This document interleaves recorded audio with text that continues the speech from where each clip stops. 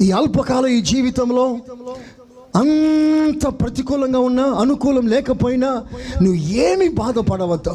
నీ మనసు, నీ దృష్టి ఈ లోకంలో సుఖంగా బ్రతకాలని కాదు. ఈ కొంతకాలం దాటిన తర్వాత నీ కొరకు దేవుడు సిద్ధపరిచిన అతి శ్రేష్టమైన మహిమలోకి నువ్వు ప్రవేశించవలసి ఉంది.